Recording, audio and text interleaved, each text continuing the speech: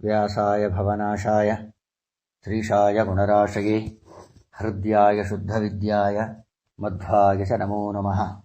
ಕರೋತು ಮಮ ಕಲ್ಯಾಣಂ ಹರಿರ್ಹಯಮುಖಾಭಿದಃ ಗುರುಶ್ಚ ಮಧ್ವನಾಮಾ ಮೇ ವರದೋಸ್ತು ನಿರಂತರಂ. ಸಾಧಿತಾ ಕಿಲ ಸತ್ತತ್ವಂ ಬಾಧಿತಾ ಕಿಲ ದುರ್ಮತಂ ಬೋಧಿತಾ ಕಿಲ ಸನ್ಮಾರ್ಗಂ ಮಾಧವಾಖ್ಯ ಇತಿಂ ಭಜೆ. ಮೂಕೋಪಿ ಯತ್ ಪ್ರಸಾದೇನ ಮುಕುಂದ ಶಯನಾಯತೆ ರಾಜರಾಜಾಯತೆ ರಿಕ್ತಃ ರಾಘವೇಂದ್ರಂ ತಮಾಶ್ರಯೇ. ಸಂಸ್ಥಾನ ರಕ್ಷಣೆ ಶೂರಾನ್ ಪ್ರಸನ್ನಾನ್ ರಾಘವಾರ್ಚನೆ ಪ್ರಣಮಾಮಿ ಗುರೂನ್ ನಿತ್ಯಂ ಪ್ರಸನ್ನ ಶೂರಮಾಧವಾನ್. ಹರಿ ಓಂ ಹರಿ ಓಂ ಹರಿ ಓಂ. ನಮ್ಮ ವಿದ್ಯಾ ಸಿಂಧುವಾಣಿ ಗ್ರೂಪಿನಲ್ಲಿ ಇರ್ತಕ್ಕ ಎಲ್ಲ ಸದ್ಭಕ್ತರಿಗೆ ಈ ಮೂಲಕ ತಿಳಿಸೋದೇನೆಂದರೆ, ಶ್ರೀಮದ್ ಭಾಗವತ ಪ್ರವಚನ ಮಾಲಿಕೆ ಮುಗಿದಿದೆ. ಅದಾದ ನಂತರ ಶ್ರೀನಿವಾಸ ಕಲ್ಯಾಣ, ಅದಾದ ಮೇಲೆ ಸುಂದರಕಾಂಡ, ಅದಾದ ಮೇಲೆ ಶ್ರೀಮನ್ ಮಹಾಭಾರತ ತಾತ್ಪರ್ಯ ನಿರ್ಣಯದ ಪ್ರವಚನ ಮಾಲಿಕೆಯನ್ನು ಶ್ರವಣ ಮಾಡಿದ್ದೀರಿ.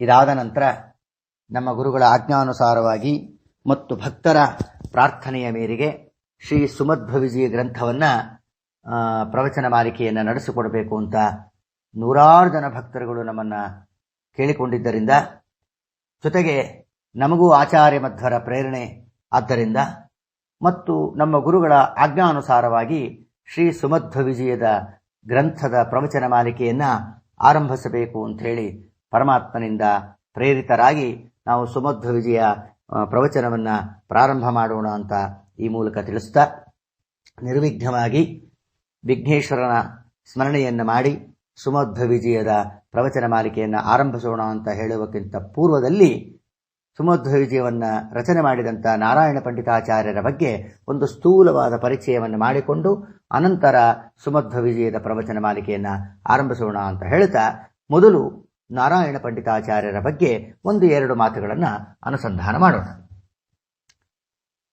ಲಿಕುಚವೆಂಬ ಶ್ರೇಷ್ಠ ವಂಶದ ಮಹಾನುಭಾವರು ತ್ರಿವಿಕ್ರಮ ಪಂಡಿತಾಚಾರ್ಯರು. ಶ್ರೀಮದ್ ಹರಿವಾಯುಸ್ತುತಿಯನ್ನು ರಚನೆ ಮಾಡಿದಂಥವರು ಆ ಮಹಾನುಭಾವರು.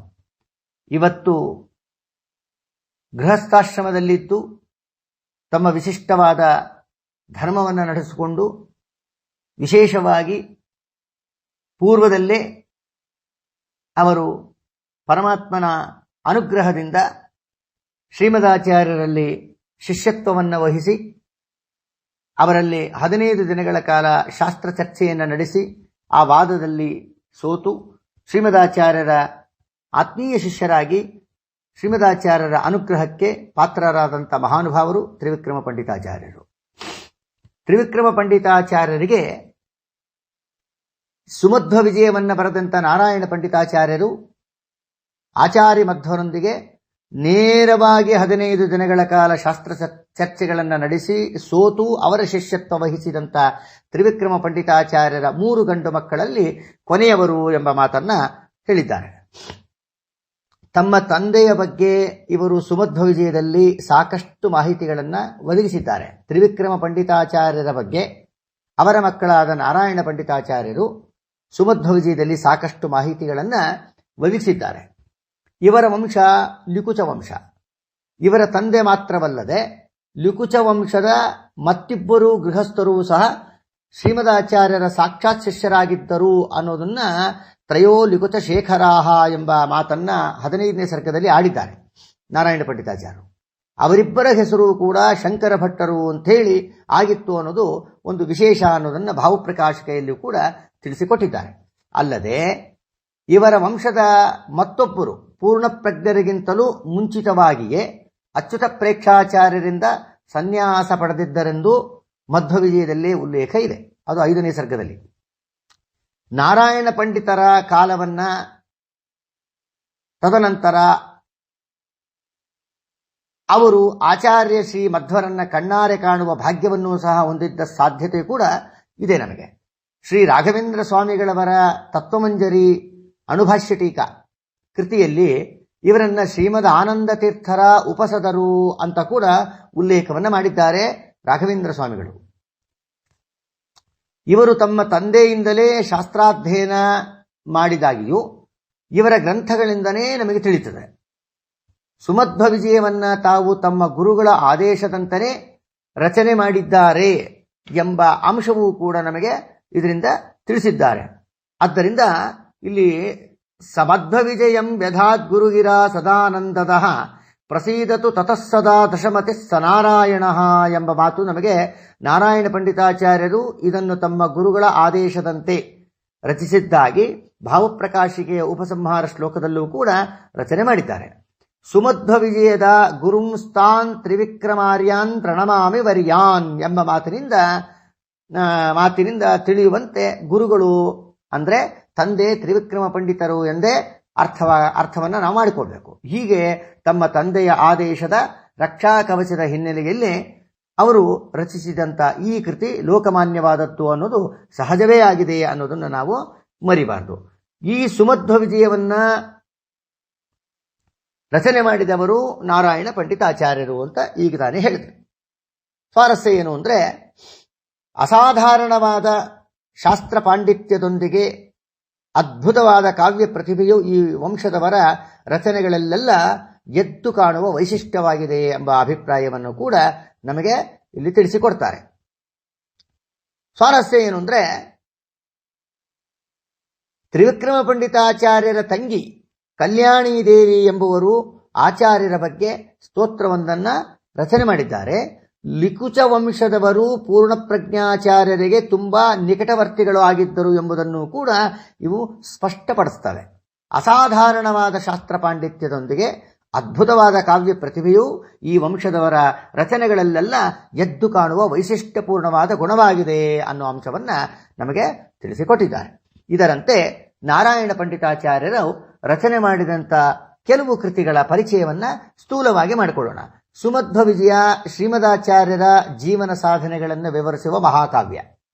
ಇನ್ನು ಭಾವದೀಪ ಸುಮಧ್ವ ವಿಜಯ ಭಾವಪ್ರಕಾಶಿಕ ಸಂಕ್ಷಿಪ್ತ ಟೀಕೆ ಯಾವುದಕ್ಕೆ? ಮಧ್ವ ವಿಜಯಕ್ಕೆ. ಅಣುಮಧ್ವ ವಿಜಯ ಪ್ರಮೇಯ ನವಮಾಲಿಕ ಸುಮಧ್ವ ವಿಜಯದ ಸಾರ ಸಂಗ್ರಹ. ಮಣಿಮಂಜರಿ ಮಧ್ವಾವತಾರದ ಹಿನ್ನೆಲೆಯನ್ನು ವಿವರಿಸುವ ಮುಖ್ಯ ಕಾವ್ಯ.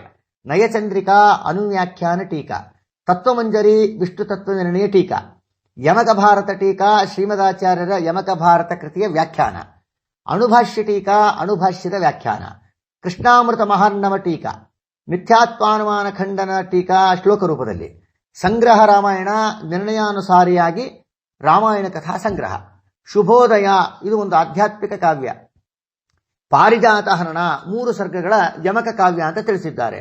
ಆಮೇಲೆ ಯೋಗ ದೀಪಿಕಾ, ಆಮೇಲೆ ನರಸಿಂಹಸ್ತುತಿ, ರಾಮಗೀತ್ಯಷ್ಟಕ, ಈ ರೀತಿಯಾಗಿ ಅನೇಕ ವಿಚಾರಗಳನ್ನು ತಿಳಿಸ್ತಾರೆ. ದಾಶರಥಷ್ಟಕ, ಕೃಷ್ಣಮಾಲಾ ಸ್ತೋತ್ರ, ಮಧ್ವಕವಚ, ಅಣುವಾಯುಸ್ತುತಿ, ಶಿವಸ್ತುತಿ, ತಾರತಮ್ಯ ಸ್ತೋತ್ರ, ಮಧ್ವಾಮೃತ ಮಹರ್ಣವ, ಅಂಶಾವತಾರಣ, ಹೀಗೆ ಅನೇಕ ಕೃತಿಗಳ ರಚನೆಗಳನ್ನು ಮಾಡಿದಂಥ ಮಹಾನುಭಾವರು ನಮ್ಮ ನಾರಾಯಣ ಪಂಡಿತಾಚಾರ್ಯರು. ಆದ್ದರಿಂದ ಸ್ವಾರಸ್ಯ ಏನಂದ್ರೆ, ಇವುಗಳನ್ನಲ್ಲದೆ ನಾರಾಯಣ ಪಂಡಿತಾಚಾರ್ಯರು ಶ್ರೀ ಪೂರ್ಣಪ್ರಜ್ಞ ಪೂರ್ವಕಾಲೀನ ವೈಷ್ಣವ ಇತಿಹಾಸದ ಮೇಲೆ ಬೆಳಕು ಚೆಲ್ಲುವ ಮಣಿಮಂಜರಿ ಎಂಬ 8 ಸರ್ಗಗಳ ಮತ್ತೊಂದು ಕೃತಿಯನ್ನು ಕೂಡ ವಿಶೇಷವಾಗಿ ರಚನೆ ಮಾಡಿದ್ದಾರೆ. ಅದರ ಅಂತ್ಯಶ್ಲೋಕದಲ್ಲೂ ಕೂಡ ಮಧ್ವ ವಿಜಯದ ಉಲ್ಲೇಖವೂ ಮಾಡಿದ್ದಾರೆ. ಒಟ್ಟಿನಲ್ಲಿ ಶ್ರೀಮದಾಚಾರ್ಯರ ಬಗ್ಗೆ ಅನೇಕ ತೆರನಾಗಿ ವಿವಿಧ ಮಾಹಿತಿಗಳನ್ನು ಒದಗಿಸಿರುವ ವಿಶಿಷ್ಟ ವ್ಯಕ್ತಿತ್ವ ಶ್ರೀ ನಾರಾಯಣ ಪಂಡಿತಾಚಾರ್ಯರು ಅನ್ನೋದನ್ನ ತಿಳಿಸ್ತಾರೆ. ಈ ದೃಷ್ಟಿಯಲ್ಲಿ ದ್ವೈತ ವೇದಾಂತದ ಇತಿಹಾಸದಲ್ಲಿ ಇವರ ಸ್ಥಾನ ತುಂಬಾ ಅಪೂರ್ವವಾದದ್ದು ಅನ್ನೋದನ್ನು ಕೂಡ ನಮಗೆ ಶಾಸ್ತ್ರದಲ್ಲಿ ತಿಳಿಸಿಕೊಟ್ಟಿದ್ದಾರೆ. ಶ್ರೀಮದಾಚಾರ್ಯರ ಚರಿತ್ರೆ ಅದ್ಭುತ ಅಗಾಧ ರುದ್ರಾದಿ ದೇವತೆಗಳಿಂದ ವೇದ ಮಂತ್ರಗಳಿಂದ ಸ್ತುತ್ಯ. ಅದರ ಶ್ರವಣ ಮನನಗಳು ವೇದಾಂತ ಶಾಸ್ತ್ರದಂತೆ ಅಪರೋಕ್ಷ ಜ್ಞಾನಕ್ಕೆ ಶ್ರೇಷ್ಠ ಸಾಧನ. ಅದರ ಸಾಕಲ್ಯೇನ ವರ್ಣನೆ ಅಶಕ್ಯವಾದ್ದರಿಂದ ಅವರು ವರ್ಣಿಸಿರುವ ರೀತಿಯೂ ತುಂಬಾ ಅಪೂರ್ವವಾದದ್ದು ಅನ್ನೋದನ್ನು ತಿಳಿಸುತ್ತಾರೆ. ತಾಮಂತ್ರವರ್ಣೈರನುವರ್ಣನೀಯಾಂ ಶರ್ವೇಂದ್ರ ಪೂರ್ವೈರಪಿವಕ್ತು ಕಾಮೆ ಸಂಕ್ಷಿಪ್ನವಾಕ್ಯೇ ಮೈಮಂದ ಬುದ್ಧೌ ಸಂತೋ ಗುಣಾಢ್ಯಾ ಕರುಣಾಂ ಕ್ರಿಯಾಸು. ಇದೊಂದು. ಇನ್ನೊಂದು ಮಹಿಮೆ ಹೇಳ್ತಾರೆ. ಭುವನದ್ಭುತ ಮಧ್ವಚೇಷ್ಟಿತಂ ತಂಬದೇ ಮಾಪಿ ಸುರಾಯುಷಾ ವಯಂ ಸಕಲಂ ಖಲು ಕಿಂತು ಕಿಂಚಿದಪ್ಯತ ಶುಶ್ರೂಷು ಜನಾಯ ವರ್ಣ್ಯತೆ. ಇದೊಂದು. ಇನ್ನೊಂದಿದೆ, ಗಮನಾಸನ ಸಂಕಥಾದಿ ಲೀಲಾ ಸ್ಮೃತಿ ಮಾತ್ರೇಣ ಭವಾಪವರ್ಗಧಾತ್ರೀ ಕಥಮಪ್ಯಮನಾ ಪ್ರಪಂಚಯೇಯುಃ ನನು ಮಧ್ವಸ್ಯ ನ ಮಾತೃಶೋಲ್ಪಬೋಧಾ. ಇದೊಂದು. ಅದಾದ್ಮೇಲೆ ಕೊನೆಗೆ ಹೇಳ್ತಾರೆ, ಸಾಧುಭ್ಯೋ ಮಧುಮತನಂಗ್ರಿ ಭಕ್ತಿ ಭಾಗ್ಯ ಶ್ರೌತೇಭ್ಯೋ ವಿತತಮತೇರ್ಮಹಾನುಭಾವಂ ವೇದಾಂತಂ ಸ್ವಯಮಿವ ಬಂಧ ಮೋಕ್ಷ ಮೂಲಂ ವ್ಯಾಚಷ್ಟ ಸ್ಫುಟಮತ ಕೋಪಿ ಕೋವಿದೋತ್ರ. ವಿಶೇಷವಾಗಿ ತಿಳಿಸಿದ್ದಾರೆ. ಇದರ ಅರ್ಥ ನಿರ್ಣಯ ಮತ್ತು ವಿವರಣೆಗಳನ್ನೆಲ್ಲ ಪ್ರವಚನ ಮಾಲಿಕೆಯಲ್ಲಿ ಶ್ರವಣ ಮಾಡೋಣ ಅಂತ ಹೇಳ್ತಾ, ವಿಶೇಷವಾಗಿ ಸುಮಧ್ವ ವಿಜಯ ಮಹಾಕಾವ್ಯದ ಗ್ರಂಥವನ್ನ ಪ್ರಾರಂಭ ಮಾಡ್ತಾ ಇದ್ದಾರೆ ಮಹಾನುಭಾವರಾದ ನಮ್ಮ ನಾರಾಯಣ ಪಂಡಿತಾಚಾರ್ಯರು. ಅದ್ಭುತವಾದ ಕಾವ್ಯರಿ. ಕಾಂತಾಯ ಕಲ್ಯಾಣ ಗುಣೈಕಧಾಮ್ನೆ ನವದ್ಯುನಾಥ ಪ್ರತಿಮ ಪ್ರಭಾಯ ನಾರಾಯಣಾಯ ಅಖಿಲ ಕಾರಣಾಯ ಶ್ರೀ ಪ್ರಾಣನಾಥಾಯ ನಮಸ್ಕರೋಮಿ. ಕಾಂತಾಯ ಮನೋಹರನಾದ, ಕಲ್ಯಾಣ ಗುಣೈಕಧಾಮ್ನೆ ಕಲ್ಯಾಣ ಗುಣಗಳಿಗೆ ಮುಖ್ಯ ಆಶ್ರಯನಾದ, ನವದ್ಯುನಾಥ ಉದಿಸುವ ಸೂರ್ಯನನ್ನು ಹೋಲುವಂತ ಕಾಂತಿಯನ್ನು ಹೊಂದಿದಂತ,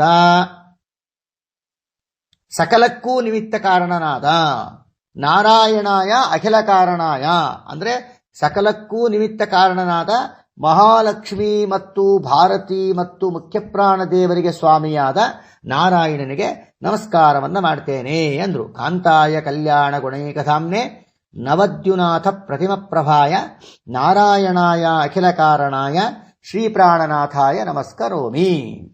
ಜೀವೋತ್ತಮರಾದ ಶ್ರೀ ವಾಯುದೇವರು ಶ್ರೀ ಮಧ್ವರೂಪದಿಂದ ಅವತರಿಸಿದ್ದು ಶ್ರೀಹರಿಯ ಸರ್ವೋತ್ತಮತ್ವವನ್ನ ಪ್ರತಿಪಾದನೆ ಮಾಡಲಿಕ್ಕೋಸ್ಕರನೇ ಅನ್ನೋದನ್ನ ಸಿದ್ಧಾಂತ ಮಾಡ್ತಾರೆ. ಅವರು ತಮ್ಮ ಸೂತ್ರ ಭಾಷ್ಯ, ಅನುವ್ಯಾಖ್ಯಾನ, ಅಣುಭಾಷ್ಯ, ಋಗ್ಭಾಷ್ಯ, ಐತರೇಯ ಭಾಷ್ಯ ಕೃತಿಗಳನ್ನ ನಾರಾಯಣ ಎಂಬ ಪದದಿಂದಲೇ ಪ್ರಾರಂಭ ಮಾಡಿದ್ದಾರೆ ಅನ್ನೋದು ಗಮನಾರ್ಹ.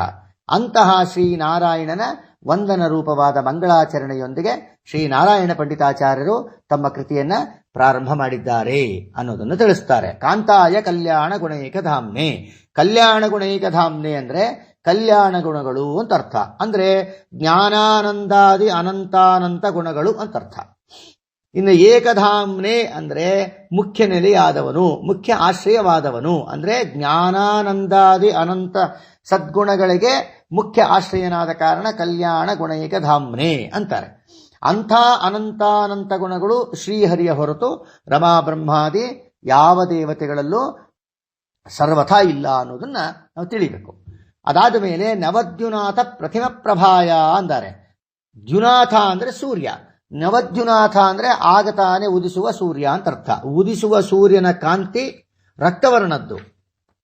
ಶ್ರೀಹರಿ ನಾರಾಯಣ ರೂಪ ಉದಿಸುವ ಸೂರ್ಯನ ಕಾಂತಿಯಂತೆ ಇರುವಂತಹದ್ದು ಅಂತ ತಿಳಿಸ್ತಾರೆ. ಅದಕ್ಕೆ ದೃಷ್ಟಾಂತವನ್ನು ಕೊಟ್ಟಿದ್ದಾರೆ. ಉದ್ಯದ್ಭಾಸತ್ ಸಮಾಭಾಸ ಚಿದಾನಂತೈಕ ದೇಹವಾನ್ ಅಂತ ತಂತ್ರಸಾರದಲ್ಲಿ ಕೂಡ ಉಕ್ತವಾಗಿರುವ ನಾರಾಯಣ ರೂಪದ ಲಕ್ಷಣವನ್ನು ಕೂಡ ನಾವಿಲ್ಲಿ ಮನಗಾಣಬಹುದು. ಇನ್ನು ಅಖಿಲ ಕಾರಣಾಯ ಅಂದ್ರೆ, ಅಖಿಲ ಅಂದ್ರೆ ಸಕಲ. ಇಲ್ಲಿ ಸಕಲ ಅನ್ನೋದಕ್ಕೆ ಸಮಸ್ತ ಚೇತನಾತ್ಮಕವಾದ ಜಗತ್ತು ಅಂತ ಅರ್ಥ. ಅದಕ್ಕೆ ಕಾರಣ ಅಂದ್ರೆ ನಿಮಿತ್ತ ಕಾರಣನಾಗಿದ್ದಾನೆ. ನಾರಾಯಣಾಯ ಅಖಿಲ ಕಾರಣಾಯ ಅಂದ್ರು. ಅಖಿಲ ಅಂತಂದ್ರೆ ಸಮಸ್ತ ಚೇತನಾತ್ಮಕವಾದ ಜಗತ್ತಿಗೆ ನಿಮಿತ್ತ ಕಾರಣನಾದ. ಅಖಿಲ ಎಂಬುದಕ್ಕೆ ಎಲ್ಲಾ ರೀತಿಯ ಎಂಬ ಅರ್ಥವೂ ಕೂಡ ವಿವಕ್ಷಿತವಾಗಿದೆ. ಅದರಂತೆ ಸೃಷ್ಟಿ, ಸ್ಥಿತಿ, ಲಯ, ನಿಯಮನ, ಜ್ಞಾನ, ಅಜ್ಞಾನ, ಬಂಧ ಮೋಕ್ಷವೆಂಬ ಅಷ್ಟ ಕಾರ್ಯಗಳಿಗೂ ಕಾರಣ ಅನ್ನೋ ಅರ್ಥವನ್ನ ನಾವು ಹೇಳಬಹುದು. ಅದರಂತೆ ಪ್ರತಿಯೊಂದು ಹಂತದಲ್ಲೂ ಕೂಡ ಎಲ್ಲದಕ್ಕೂ ಅವನೇ ಮುಖ್ಯ ಕಾರಣ ಎಂಬ ಭಾವ ಕೂಡ ಇದರಿಂದ ವಿವಕ್ಷಿತವಾಗಿದೆ ಅನ್ನೋದನ್ನ ನಾವು ಮನಗಾಣಬೇಕು. ಶ್ರೀ ಪ್ರಾಣನಾಥಾಯ ಅಂದ್ರು. ಶ್ರೀ ಶಬ್ದಕ್ಕೆ ಮಹಾಲಕ್ಷ್ಮಿ ಮತ್ತು ಭಾರತಿ ಎಂಬ ಎರಡೂ ಅರ್ಥಗಳಿದ್ದಾವೆ. ಪ್ರಾಣ ಅಂದ್ರೆ ಮುಖ್ಯ ಪ್ರಾಣ ದೇವರು ಅಂತ ಅರ್ಥ. ಹೀಗೆ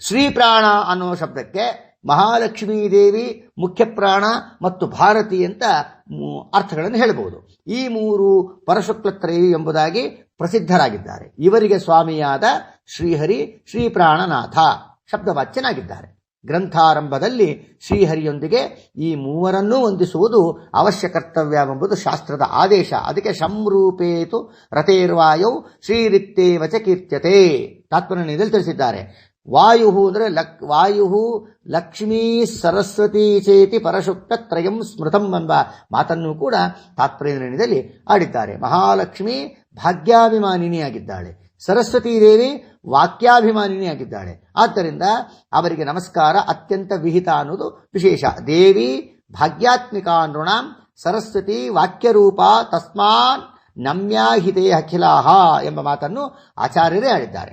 ನಾರಾಯಣ ಎಂಬುದಕ್ಕೆ ಗುಣಪರಿಪೂರ್ಣ, ದೋಷದೂರ, ಜ್ಞಾನಗಮ್ಯ, ಮೋಕ್ಷದಾತೃ ಎಂಬುದಾಗಿ ಹೀಗೆ ಅನೇಕ ಅರ್ಥಗಳು ವಿವಕ್ಷಿತವಾಗಿದೆ. ಇದು ವಿಷ್ಣು ಸಹಸ್ರನಾಮದಲ್ಲೂ ಕೂಡ ಬಂದಿರುವ ಪದವೇ.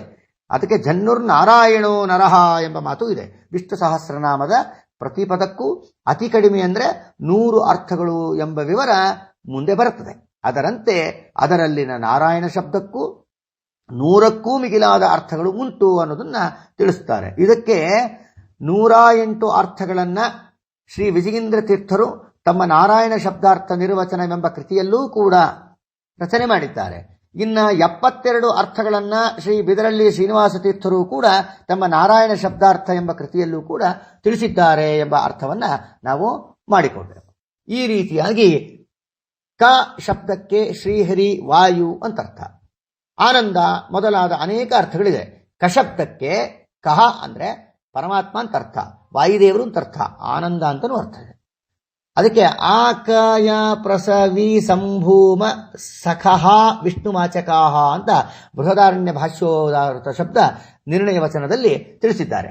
ಏಕೋ ನೈಕ ಸವಕ್ಕಿಂ ಯತ್ತತ್ ಪದಮನುತ್ತಮಂ ಎಂಬ ವಿಷ್ಣು ಸಹಸ್ರನಾಮದ ವಚನದಿಂದ ಕಹ ಎಂಬುದು ಶ್ರೀಹರಿಯ ನಾಮದಂತೆ ರೂಪ ವಿಶೇಷವೂ ಆಗಿದೆ ಅಂತ ತಿಳಿಬೇಕು. ಕಹ ಎಂಬುದಕ್ಕೆ ಬ್ರಹ್ಮ ಮತ್ತು ವಾಯು ಎಂಬ ಅರ್ಥಗಳು ಸಹ ಶಾಸ್ತ್ರ ಪ್ರಸಿದ್ಧ. ಕಸ್ಮೈ ದೇವಾಯ ಹವಿಷಾ ವಿಧೇಮ ಕಂ ಬ್ರಹ್ಮ ಚಾಂದೋಗ್ಯೋಪನಿಷತ್ತು ಕೋ ವಾಯುರಿತಿ ಶಬ್ದಿತಃ ಇತ್ಯಭಿಧಾನಾತ್ ತತ್ವಪ್ರಕಾಶಿಕಾದಲ್ಲೂ ಕೂಡ ಟೀಕಾಕೃತ್ಪಾದರು ತಿಳಿಸಿಕೊಟ್ಟಿದ್ದಾರೆ.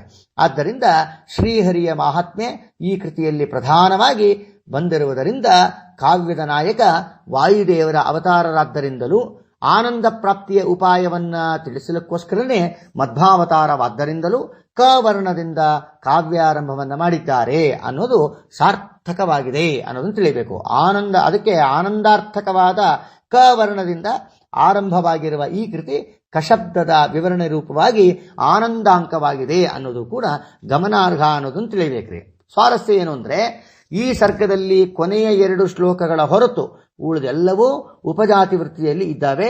ಅಸ್ಮಿನ್ ಸರ್ಗೆ ಪ್ರಾಯ ಉಪಜಾತಿ ವೃತ್ತಂ ಅಂತ ವಿಶ್ವಪತಿ ತೀರ್ಥೀಯ ವ್ಯಾಖ್ಯಾನದಲ್ಲೂ ತಿಳಿಸುತ್ತಾರೆ. ಈ ಸುಮಧ್ವ ವಿಜಯ ಮಹಾಕಾವ್ಯವು ವಿಶೇಷವಾಗಿ ಅನುಪ್ರಾಸಾಲಂಕಾರ ಭರಿತ ಎಂಬ ವಿಶೇಷಾಂಶ ವಿಶ್ವಪತಿ ತೀರ್ಥರ ವ್ಯಾಖ್ಯಾನದಲ್ಲೂ ಇದೆ. ಅನುಪ್ರಾಸ ಪ್ರಚುರಮಿದಂ ಕಾವ್ಯಂ ಎಂಬ ಮಾತನ್ನು ಆಡಿದ್ದಾರೆ. ಕೃತಿಕಾರರಾದ ಶ್ರೀ ನಾರಾಯಣ ಪಂಡಿತಾಚಾರ್ಯರು ರಚಿಸಿರುವ ಭಾವಪ್ರಕಾಶಿಕಾ ವ್ಯಾಖ್ಯಾನದ ಮೂಲಕವೂ ಕೂಡ ನಾವು ಎಷ್ಟು ಸಾಧ್ಯವೋ ಅಷ್ಟು ಶ್ರೀ ಸುಮಧ್ವ ವಿಜಯ ಪ್ರವಚನ ಮಾಲಿಕೆಯನ್ನ ಶ್ರವಣ ಮಾಡೋಣ ಅಂತ ವಿಚಾರವನ್ನ ಹೇಳ್ತಾ, ನಮೋ ಜಯಾತ್ಮನೇ ಯಂತ್ರೇ ದ್ವಿಜರಾಜ ಸ್ಫುರಚ್ಛ್ರಿಯೇ ಹರೇಹೇ ಅಜಸ್ಯ ಪ್ರಿಯೇತೆ ಹರಯೇ ದೇವತಾತ್ಮನೇ ಎಂಬ ಮಂಗಳಾಚರಣೆಯನ್ನು ಕೂಡ ಅವರು ವ್ಯಾಖ್ಯಾನದಲ್ಲಿ ಮಾಡಿದ್ದಾರೆ ನಾರಾಯಣ ಪಂಡಿತಾಚಾರ್ಯರು. ನಾರಾಯಣ ಪಂಡಿತಾಚಾರ್ಯರು ಸುಮಧ್ವ ವಿಜಯವನ್ನು ರಚನೆ ಮಾಡುವುದರ ಜೊತೆಗೆ ಅದಕ್ಕೆ ವಿಶೇಷವಾದ ವ್ಯಾಖ್ಯಾನವನ್ನು ಕೂಡ ನಮಗೆ ಮಾಡಿಕೊಟ್ಟಿದ್ದಾರೆ. ಅದು ಭಾವಪ್ರಕಾಶಿಕ ವ್ಯಾಖ್ಯಾನ. ಆ ವ್ಯಾಖ್ಯಾನದ ಮಂಗಳಾಚರಣೆಯಲ್ಲೂ ಕೂಡ ನಮೋ ಜಯಾತ್ಮನೇ ಯಂತ್ರೇ ದ್ವಿಜರಾಜ ಸ್ಫುರಚ್ಛ್ರಿಯೇ ಹರೇ ರಜಸ್ಯ ಪ್ರಿಯತೆ ಹರಯೇ ದೇವತಾತ್ಮನೇ ಎಂಬ ಮಂಗಳಾಚರಣೆಯೊಂದಿಗೆ ಪರಮಾತ್ಮನ ಸ್ತೋತ್ರವನ್ನು ಮಾಡಿದ್ದಾರೆ ಅಂತ ಹೇಳ್ತಾ, ಕಾಂತಾಯ ಕಲ್ಯಾಣ ಗುಣೈಕ ಧಾಮ್ನೆ ನವದ್ಯುನಾಥ ಪ್ರತಿಮಪ್ರಭಾಯ ನಾರಾಯಣಾಯ ಅಖಿಲ ಕಾರಣಾಯ ಶ್ರೀಪ್ರಾಣನಾಥಾಯ ನಮಸ್ಕರೋಮಿ. ಇಲ್ಲಿಗೆ ಪ್ರಥಮ ಶ್ಲೋಕ ಮುಗಿದಿದೆ. ಇನ್ನು 2ನೇ ಶ್ಲೋಕವನ್ನ ನಾಳೆ ಹೇಳೋಣ. ಹರಯೇ ನಮಃ.